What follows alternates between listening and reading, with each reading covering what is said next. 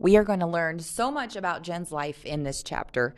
It's real long, but great information. We really get to see what her days are like as a third child of a barren family. So, chapter 17. Luke spent practically every second of the next 3 days either reliving his secret visit to Jen or planning another one. The first day, a government inspector came out to examine the gardener's crop, so Luke stayed in his room the entire day.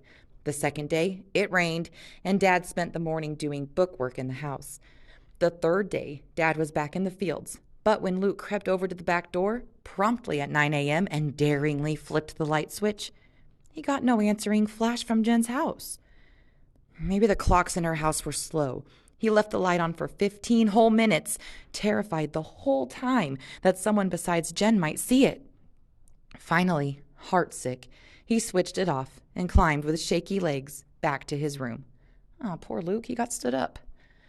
This was like a big deal to him. What if something had happened to Jen? What if she were sick, dying even, alone in her house? What if she'd been caught or turned in? Just from the little time Luke had spent with her, he could tell she took a lot of risks. It never had occurred to him that knowing another person would give him someone else to worry about. He steadied himself by leaning against the wall at the top of the stairs and reminded himself of less frightening possibilities. Maybe one of her parents was just out running errands, not working, so they were going to be home soon. Maybe... He tried to think of another safe reason Jen hadn't signaled for him to come, but he had so much trouble picturing her ordinary life that his imagination failed him. He found out the next day when he risked a dash to Jen's house as soon as Jen answered his signal. "Where were you?" he asked instantly. "When? Yesterday?" She yawned, sliding the door shut behind him. "Did you try to come over?" "I'm sorry. Mom had a free day. Made me go shopping." Luke gaped at her. "Shopping? You went out?" Jen nodded nonchalantly. "But I didn't see you leave," Luke protested. Jen looked at him as if she seriously wondered if he had a brain. "Of course not. I was hiding. The backseat of our car is hollowed out.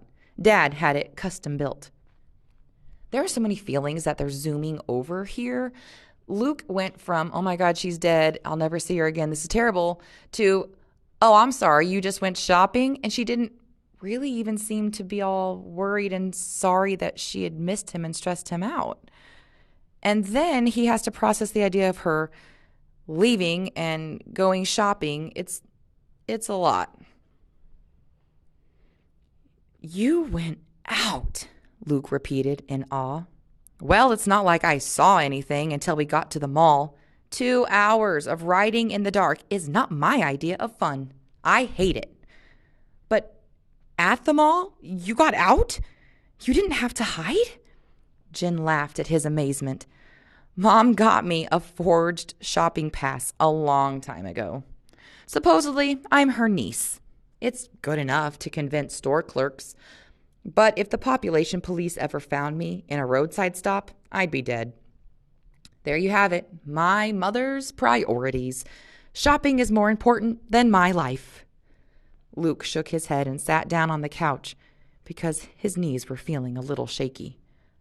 "I didn't know," he said. "I didn't know thirds could do that. What if Mother and Dad got him a forged pass?" For a minute, he could almost picture it. They could hide him under burlap bags in the pickup bed until they got into town. Everybody in town knew Mother and Dad. Everybody knew Mother and Dad had only 2 sons, Matthew and Mark. "You went to the city," he said. "Well, yeah. You don't see any malls around here, do you?" "What was it like?" Luke almost whispered. "Boring. Really, really boring. Mom wanted to buy me a dress. Who knows why? So we went to one store after another, and I had to try on all these dresses that scratched and pricked and poked me. Then she made me get a bunch of bras." "Oh, sorry," she said when Luke blushed a deep red. "I guess you don't talk much about bras at your house." "Well, Matthew and Mark do sometimes, when they're being dirty," Luke said. Well, bras aren't dirty. They're just torture devices invented by men or mothers or something. Oh, Luke said, looking down. But anyway, Jen said with a bounce that propelled her off the couch, I checked you out on the computer, and you're all right. You don't exist. Not officially, anyway, so you're safe, and whew, there she is, moving on from topic to topic to topic. Not really anything is a big serious deal to her. I don't really know that she cares exactly who she's talking to. It's just like everything comes out. And he's trying to keep up with all this new knowledge, plus his feelings of, I don't know, maybe a little jealousy. He's mostly impressed, but we get to see again how money separates them. She gets to go out because they had money for the custom car. They had money to buy a forged pass. They have money for gas to go that far out of the city where nobody knows them. Again, that freedom, that money isn't his. It's hers, and she's kind of taking it for granted because his life is just so incredibly sheltered compared to hers. But she's moving on to another topic already. This time it's just that she had Googled him. Hearing Jen say so flippantly, "You don't exist," made Luke feel funny. "How do you know I'm safe?" he interrupted. "Fingerprints," Jen said. When Luke gave her a blank look, she explained, "My brother Braun went through this phase where he wanted to be a detective. Not that he ever would have been smart enough for it. And I remembered he still had his fingerprinting kit. So I dusted for your fingerprints on things you touched, just like on TV. I got a really good print off the wall. Then I scanned that into the computer, linked it into the national file of fingerprints, and voila, I discovered your fingerprints don't exist. So neither do you. Officially." She made a mocking face for emphasis. Luke wanted to ask, "The population police can't find me because of what you did, can they?" But he understood so little of what she had explained that he didn't think it would help to ask anything. And Jen was already on to the next thought. "And anyhow, you seem trustworthy. So now that I know you're safe, I can tell you about the rally and show you our secret chat rooms and everything." Jen was already leaving the room, so he had to follow just to hear the rest of her sentence. "Want something to eat or drink?" she asked, hesitating at the doorway to the grand kitchen. "I was so surprised I forgot to be a good hostess the last time. What'll it be? Soda? Potato chips?" "But those are illegal," Luke protested. Oh my gosh, how many times is he going to say that? "But we can't, but that's illegal, but it's not allowed."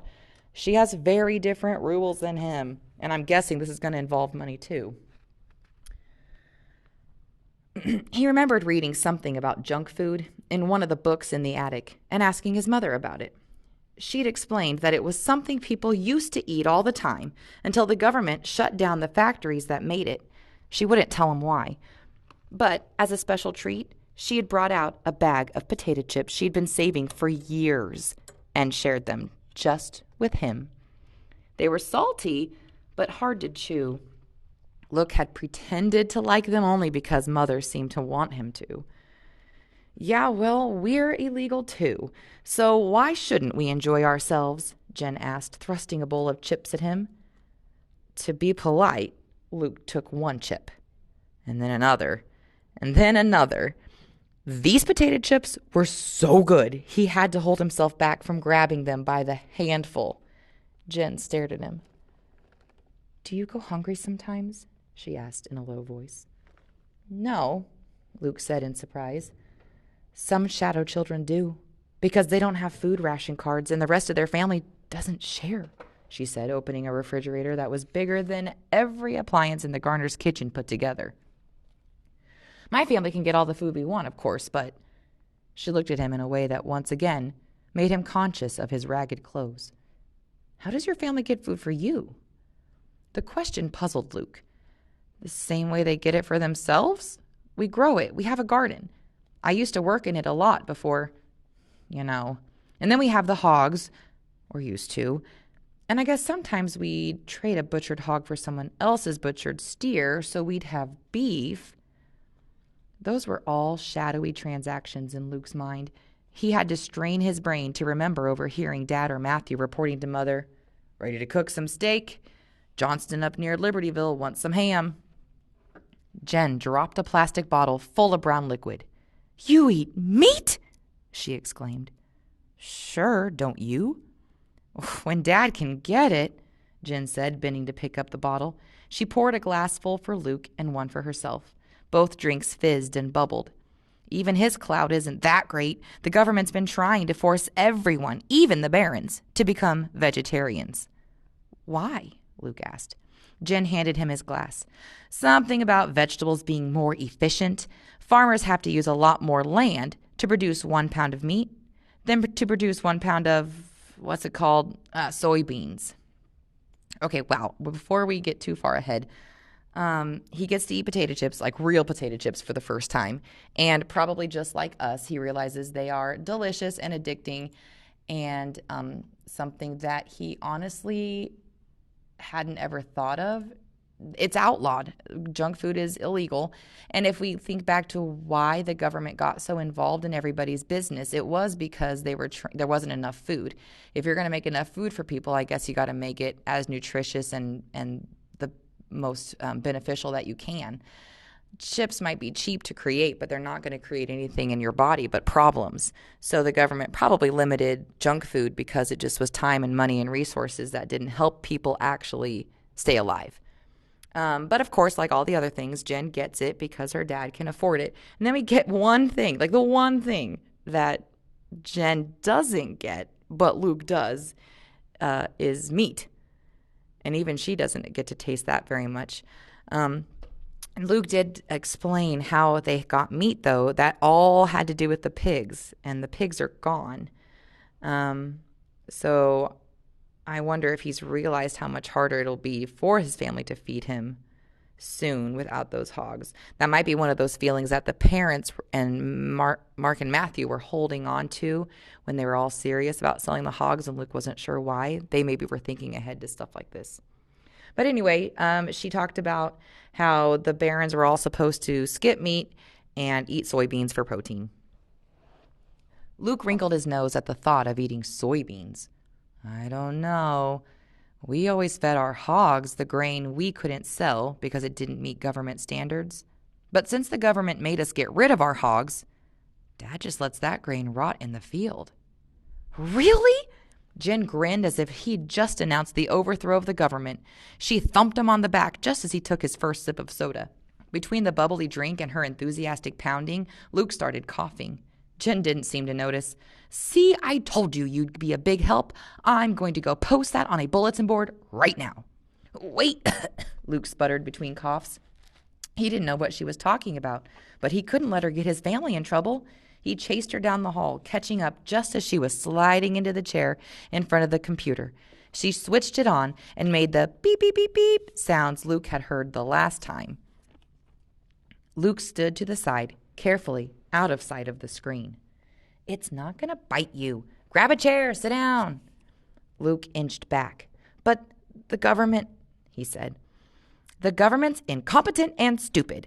Get it? Believe me, if they were watching through my computer screen, I would know by now. Meekly, Luke pulled over a padded chair and sat down. He watched as Jen typed in, if the government let farmers feed their animals the grain they can't sell, there'd be more meat. Luke was relieved when she hadn't mentioned his family. But unless the government was spying on them, he couldn't understand what difference it made for her to write that. Where'd that go? He asked as the words disappeared. Who's going to see it? I put it on a Department of Agriculture bulletin board. Anyone with a computer can find it now. Maybe a government worker with half a brain will see it and actually think for the first time this decade. But Luke squinted in confusion. Why does it matter? Jen fixed her gaze on Luke. You don't even know, do you? You don't know why they passed the population law. No, Luke admitted. It's all about food. The government was scared we'd all run out of food if the population kept growing. That's why they made you and me illegal, to keep people from starving. Luke suddenly felt doubly guilty for the potato chips he was still cramming into his mouth. He swallowed hard and lowered his hands to his lap instead of back into the chip bowl. So if I didn't eat, my food would go to someone who was legal, Luke said. But in his family, That would just be Matthew or Mark, and they were hardly starving. Matthew was even starting to sport the same roll of fat around his waist that Dad had. Then Luke remembered the tramp from long ago saying, "I ain't ate in 3 days." Was that Luke's fault? Jen laughed. "Stop looking so worried. That is what the government thinks, but they're wrong. My dad says there's plenty of food. It's just not distributed right. That's why they've got to stop the population law. That's why they've got to recognize you and me and all the other shadow kids. That's why we're going to have the rally."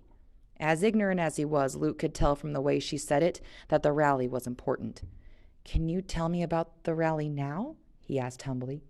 "Yes," Jen said. She pushed away from the computer and twirled on her chair. "Hundreds of us, all the shadow children I could track down, are going to march on the government in protest. We'll go right to the president's house. We won't leave them alone until they give us the same rights as everybody else." Just my luck, Luke thought. I finally meet another third child, and she's absolutely crazy. "And," Luke said, as bubbly as the shaken soda, "you can come too. Won't it be great?"